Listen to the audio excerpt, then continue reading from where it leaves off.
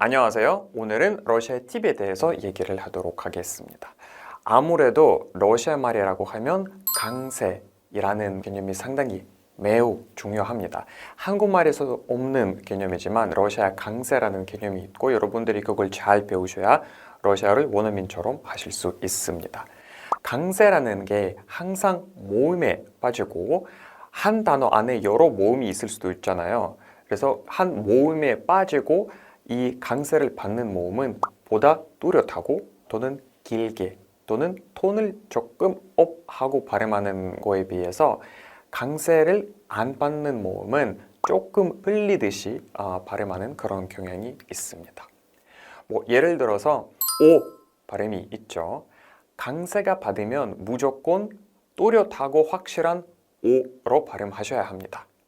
예를 들어서 말라꼬, 지금 화면에서 보이시는 것처럼 말라꼬라는 단어는 이 단어 안에 모든 모음은 3개 모음이 있는데 이 모든 모음은 오예요.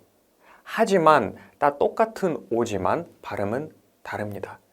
강세가 맨 마지막에 있는, 맨 단어 끝에 있는 그 오에 빠지는데 그 맨 마지막에 있는 오만 오로 발음하는데 그 전에 있는 오들은 아로 바뀝니다.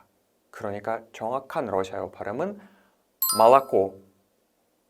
말라코입니다. 모로코가 아니라 말라코. 지금 들리시죠? 제가 오를 강세할 때 조금 더 크게 또렷하게 그리고 조금 더 톤 높이는 그런 경향이 있으니까 그게 바로 강세라고 합니다. 말라코. 그리고 그 발음 자체가 바뀌는 게 바로 예 발음도 있습니다. 강세를 받으면 무조건 또렷하게 예 발음하지만 강세를 안 받는 상황에서 약간의 이와 비슷한 발음으로 바뀝니다. 예를 또 역시 보시면 제카브리라는 단어가 있죠. 여기서도 강세가 아라는 모음에 빠지기 때문에 얘가 비강세, 그러니까 강세를 안 받는 자리입니다. 그래서 얘가 아니라 이로 발음하는 게 맞습니다. 디카브리, 데카브리가 아니라 디카브리. 자, 그 다음에 또 강세 매우 정말 상당히 중요한 역할 중에 하나가 바로 어휘론적인 의미입니다. 그러니까 단어 안에 강세가 어디 빠지느냐에 따라 그 단어 자체가 의미를 바뀝니다. 여기서 보시면 아시겠지만 똑같은 단어예요. 자막, 자목. 보시면 철자는 다 똑같습니다. 자음도 다 똑같고 모음도 다 똑같습니다. 단 첫 번째 단어 같은 경우는 강세가 아로 빠지고 두 번째 단어에서는 강세는 오로 빠집니다. 그래서 첫 번째는 자막,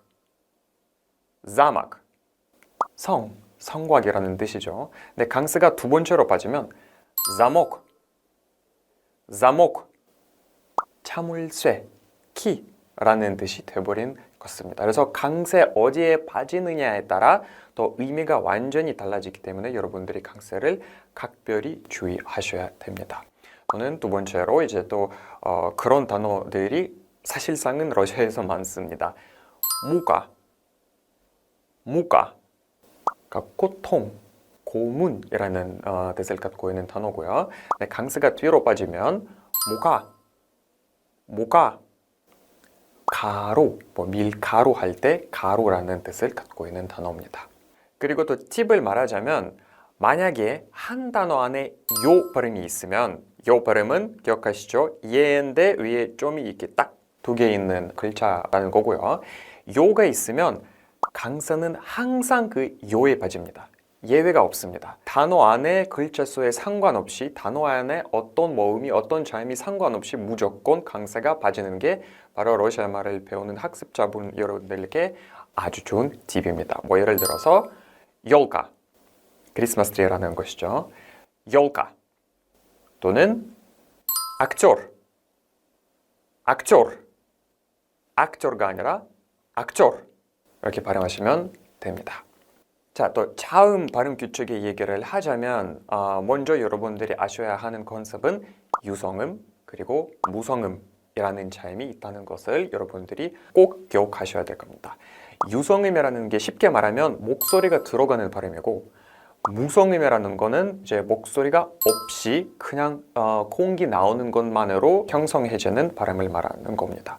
제일 쉬운 거는 b, b, v, f, g, k, d, d 등등이 있습니다. 지금 들리시죠? 제가 유성음 발음을 발음할 때 목소리가 들어갑니다. b, g, d. 하지만 무성음을 발음할 때 목소리는 없습니다. d, f, h, p. 이런 식으로 발음하시면 됩니다.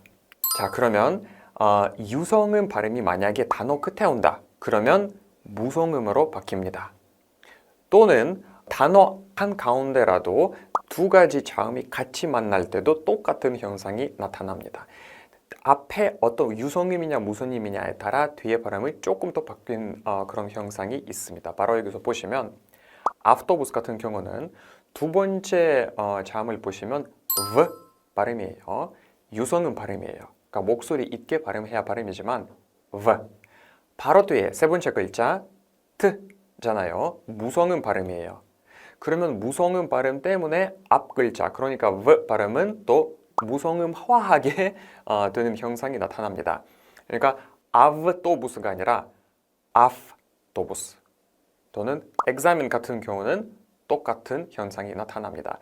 두 번째 글자는 K이지만 그러니까 무성음 발음이죠. 근데 바로 뒤에 세 번째 글자는 유성음 발음입니다. Z. 그러면 두 번째 발음도 그것도 세 번째 발음에 영향을 받아서 유성음화하는 현상이 나타납니다. examen가 아니라 examen. 그래서 여러분들이 유성음, 무성음 발음을 이 짝으로 배우시는 게 최고의 러시아 말을 공부하는 것 중에 방법입니다. 그게 바로 여러분들께 좋은 팁이 될 수 있습니다.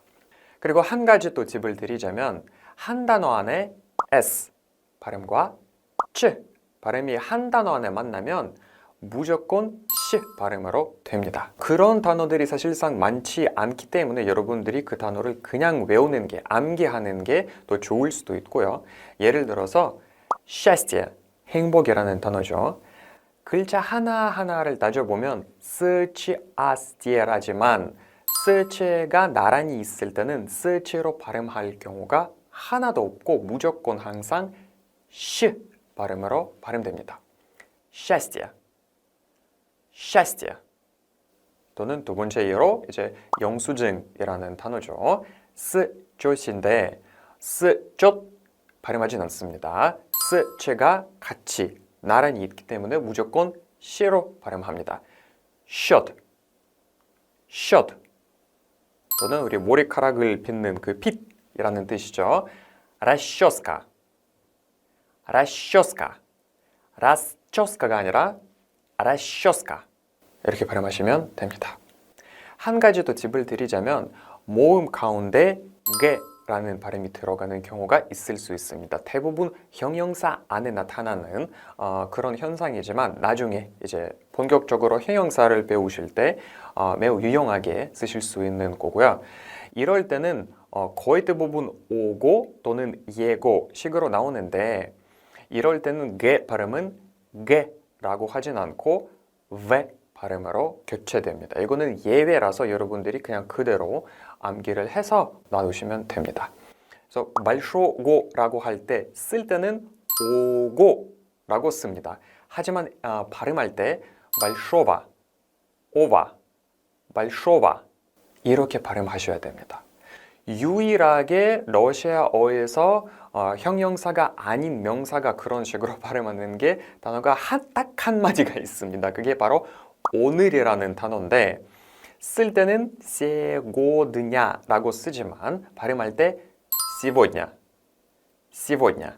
이거는 예외가 딱 한 가지만 있기 때문에 그냥 외우시면 됩니다. 그리고 특별히 이제 제가 일리아가 추천하는 러시아 특별한 공부 방식을 팁으로 드리자면 첫 번째, 러시아 말이 발음이 약간 어려운 편에 속하기 때문에 여러분들이 무조건 항상 원어민 발음을 듣고 따라 하셔야 됩니다. 한국말에 없는 발음이 많기도 하고 또는 전체적인 문장 속에 있는 억양이라든가 또는 그 멜로디라든가 톤이라든가 이런 것들을 습득하기 위해서 무조건 원어민이 발음하는 것을 듣고 따라하는 게 추천해 드립니다. 그걸 많이 들으셔야 이제 러시아 말이 자연스러워지는 그런 효과를 볼 수 있고요. 저는 두 번째 팁을 드리자면 여러분들이 러시아 말을 배우면서 격조사를 많이 배우게 되실 겁니다. 한국어와 같이 러시아 말에서도 격조사가 다 있는데 6가지 격조사들이 있는데 한국말이랑 쓰임새가 다릅니다. 특히나 예를 들어서 한국말에서 누구를 도와줍니다. 그렇죠. 나는 엄마를 도와줬다 라는 문장은 한국말로 자연스럽고 너무 당연한 일이지만 러시아 말에는 똑같은 문장이 나는 엄마에게 도와줬다 라고 얘기를 해야 정확한 러시아 말이 됩니다. 그래서 그 차이를 여러분들이 습득하셔야 나중에 무조건 어떤 격조사가 어떤 상황에서 쓰는지를 처음부터 잘 배워두시면 나중에 훨씬 또 올라가면서 많은 도움이 될 겁니다. 그리고 또 한 가지 팁을 드리자면 단어를 따로따로 외우는 것보다 전치사와 같이 배우는 게 훨씬 더 바람직하다고 저 개인적으로 보고 있습니다. 전치사라는 게 이제 작은 조사라고 하는 건데 항상 동사와 같이 놉니다. 이런 조그만한 그런 친구들인데 러시아에서 매우 많고 매우 이 쓰임새가 다양하기 때문에 따로따로 배우기 시작하면 혼란스럽고 언제 어디서 어떻게 넣어야 될지는 그 혼란스러운 공부가 될 수 있기 때문에 제가 개인적으로 가르칠 때 항상 추천해드리는 게 이런 동사와 이런 전치사가 무조건 같이 나와야 하는 경우들이 대부분이거든요. 예를 들어서 한국말에서는 뭐뭐에 의존하다라는 표현이 있다고 칩시다. 예를 들어서 한국말에서 너의 결정에 의존하고 있어 라는 표현을 있다고 칩시다. 여기서 무조건 격조사가 에 의존하다라는 동사가 있죠. 너의 결정을 의존하다 또는 너의 결정에서 의존하다, 너의 결정이 의존하다라는 말은 말이 안 되죠. 무조건 에가 있어야 하는 것처럼 러시아 말에서 зависит, 의존하다라는 동사에 항상 100%의 경우에 뒤에 전치사가 ot이라는 전치사가 있어야 말이 완벽하게 자연스럽게 완성이 됩니다. 그러면 차라리 зависit이라는 동사뿐만이 아니라 зависит от 이 정체적인 표현으로 이렇게 쭉 외우시면 훨씬 더 러시아 말 수준이 많이 올라가실 거라고 저는 개인적으로 믿고 있습니다. 제가 한국인 학생들을 가르치다 보니까 느낀 게 러시아 말이 워낙 한국말과 매우 다른 언어이기도 하고 또는 한국말에 없는 컨셉이 문법이나 뭐 어휘론적으로 봤을 때는 없는 것들이 많기 때문에 한국 사람들이 러시아 말을 배울 때 제일 자주 들리는 게 딱 3가지가 있습니다. 첫 번째, 격조사 사용. 아까 말씀드렸듯이 예를 들어서 한국말에서 우리는 누구를 도와줍니다 라고 하지만 러시아 말에서 무조건 우리는 누구에게 도와줍니다 라고 얘기를 하기 때문에 한국 사람들은 그건 너무 헷갈리기 때문에 러시아 말 때도 누구를 도와줍니다 라는 표현을 씁니다. 그게 잘못된 표현입니다. 그 첫 번째 신경 조금 더 쓰고 외우시면 훨씬 더 러시아 말이 자연스러울 거고요. 두 번째, 동사의 상이라는 것들이 있는데 한국말에 없는 개념입니다. 동사의 상은 내가 지금 얘기를 하고 있는 것과 그 동사가 나타나는 그 동작의 그 상호 관계를 나타나는 문법적인 그런 요소인데 한국말에 없는 개념이기 때문에 이해하기 상당히 매우 어렵습니다. 한국인 학습자들이. 그래서 그건 첫 번째 배우실 때 정확하게 그게 어떤 뜻인지 알고 배우고 또 연습해보고 나가야지 나중에 그거는 헷갈리지 않을 거거든요. 그래서 이 책에서도 우리가 그건 매우 자세하고 매우 조금씩 단계별로 나뉘어 있기 때문에 여러분들이 잘 따라주시기만 하면 충분히 많이 외우실 수 있습니다. 그리고 세 번째, 한국 사람들이 제일 많이 헷갈리는 것 중에 하나가 바로 동작 동사 사연입니다. 뭐 한국어에서 당연히 동작 동사들이 다 있죠. 뭐 가다, 다니다, 타다 뭐 등등이 있는데 러시아 말은 보다도 매우 자세하고 매우 상세합니다. 러시아 말에서 어느 정도냐면 내가 내 발로 걸어가는 건지 아니면 뭘 수단을 타고 가는 건지 아니면 공중을 통해서 날아가는 건지 바다 위에 이제 다니는 건지 물 속으로 도는 건지 그러니까 너무 세부화돼서 모든 동사들이 다릅니다. 그리고 방향도 내가 지금 저쪽으로 가는 건지 아니면 저쪽에서 이쪽으로 가는 건지 아니면 이쪽 저쪽 상관없이 어딘가에 A에서 B로 가는 건지에 따라 또 동사 자체가 다르기 때문에 그거는 처음부터 잘 배워두셔야 나중에 헷갈리지 않도록 여러분들이 꼭 주의를 부탁드립니다. 자, 여기까지 첫 번째 강의를 마치고요. 여러분들이 이제 러시아어에 관심이 생겼죠? 그러면 다음 회차에 만나겠습니다. 감사합니다.